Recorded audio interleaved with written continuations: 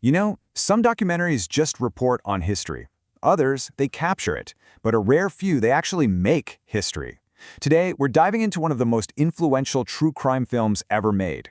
This is a film that didn't just tell the story of a crime, it became evidence itself, ultimately freeing an innocent man from death row and changing the documentary genre forever. All right, so here's how we're going to break this down. We'll start with that fateful night in Dallas that kicked this whole thing off. Then we'll look at the official story the police and prosecutors put together and how a filmmaker started pulling it apart piece by piece. From there, we'll get into the movie's crazy new techniques, how it turned into a piece of evidence, and of course, the massive legacy it left on the entire true crime world. So, let's set the scene. Our story begins where so many do, on a dark road in Dallas, Texas. It's Thanksgiving weekend 1976. A bunch of seemingly random events are about to collide and create this tragedy that will take decades to fully understand. Okay, so let's walk through the timeline. You've got 27-year-old Randall Adams, kind of drifting through from Ohio. His car runs out of gas. He gets picked up by a 16-year-old kid named David Harris, who, by the way, is driving a stolen car. They spend the day just hanging out, drinking, going to a drive-in, but then later that night, a Dallas police officer gets shot and killed during a traffic stop involving that exact car. Weeks go by, the police finally catch David Harris, and he tells them a story that's going to seal another man's fate. He says, yeah, I was there, but Randall Adams? He's the one who pulled the trigger. I mean, just look at the difference between these two. It's staggering. On one side, you have Randall Adams. A bit of a drifter, yeah, but he's an Army vet with a totally clean record. On the other side, David Harris. He's only 16, but he's already got a violent rap sheet, he's in a stolen car, and he's carrying stolen guns. And yet, the state of Texas chose to believe the 16-year-old kid with a criminal history. The big question is, why? So how in the world did the prosecution take this situation and spin it into a capital murder case against a guy with zero history of violence, especially when their star witness was so obviously unreliable? Well, they built their case on three, let's just say, very shaky pillars. First off, the state put all its trust in David Harris. Why? Well, he was a juvenile, so he couldn't face the death penalty. But Randall Adams, as an adult, he absolutely could. So Harris gets immunity to testify against Adams. Simple. Second, a few, let's call them convenient, eyewitnesses show up and their stories keep changing to fit the prosecution's narrative a little better each time. And finally, to really seal the deal on that death sentence, they brought in an expert psychiatrist to paint Adams as some kind of irredeemable monster. And this was the final nail in the coffin. A quote from Dr. James Grigson, a guy known in legal circles as Dr. Death. After just a short evaluation, he gets up on the stand and says with complete certainty that Randall Adams is a sociopath who would without a doubt kill again if he wasn't executed. That kind of testimony was just devastating for juries back then. Now, to give you some perspective, in 1995, this same doctor was actually kicked out of the American Psychiatric Association for unethical conduct. But back in 1977, his word helped send Randall Adams straight to death row. And for years, that was pretty much it. The story was over. Adams got his sentence commuted to life in prison on a technicality, but he was still locked up, a convicted cop killer. That is, until a filmmaker named Errol Morris shows up in Texas. He was actually there to make a film about Dr. Death, but then he interviewed Randall Adams, and he started to think, wait a minute, I think the wrong guy is in prison. So Morris, who'd actually worked as a private detective before, he starts digging. And the official story? It just falls apart almost immediately. He finds out that David Harris had been bragging to his friends that he killed the cop.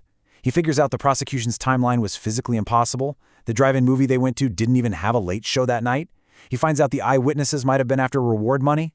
And maybe the most damning thing of all, he finds that the original description of the killer didn't match Randall Adams at all. So yeah, one of the biggest red flags Morris found was all about that first witness description.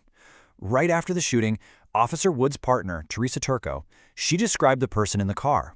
And what did she remember? A fur-lined collar.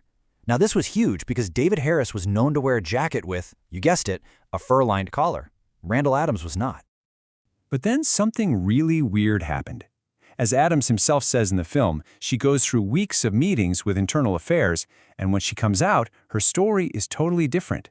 The police just said her memory was refreshed.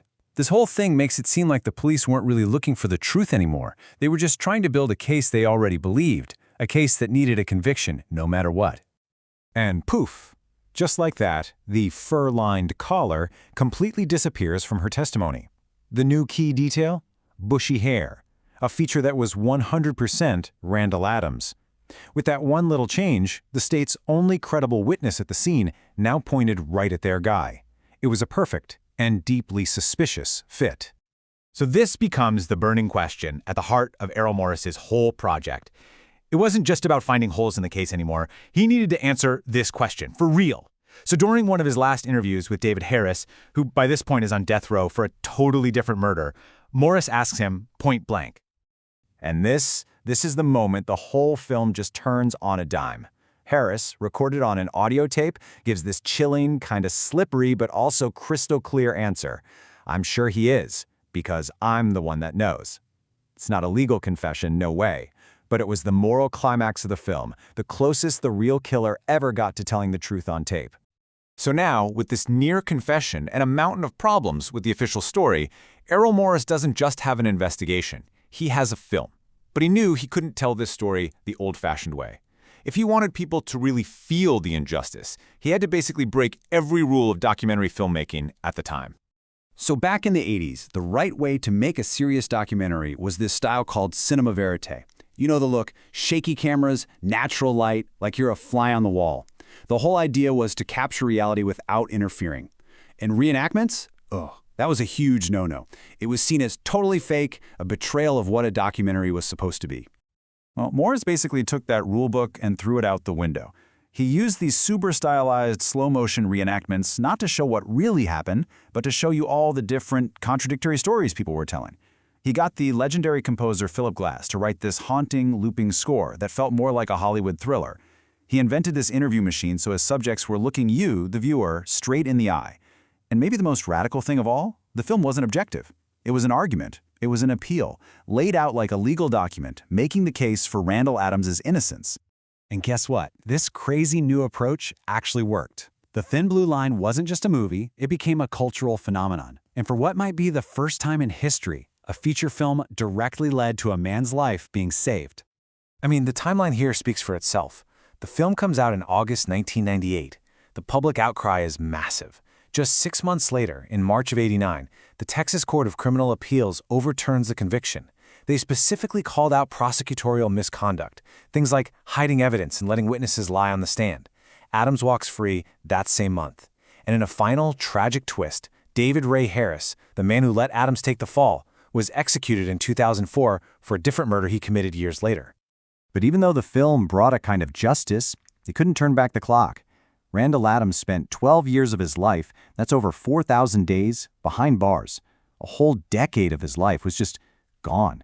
First on death row, waiting to be executed, and then in a maximum security prison, all for something he had nothing to do with. And the injustice didn't stop when he got out. Because of some legal loophole, his case was dismissed because the state messed up, not because he was officially declared innocent. The law in Texas at the time meant he got nothing. Zero. 12 years of his life stolen by the system, and the state of Texas compensated him with exactly $0. He walked out a free man, but he was completely broke. The impact on Randall Adams' life was, of course, immediate and life-changing. But the film's impact on our culture, on how we tell stories, and on the justice system itself, well, that would ripple out for decades, basically creating the world of true crime that we all know today. Seriously, every big true crime podcast or docuseries you've ever binged owes something to the Thin Blue Line.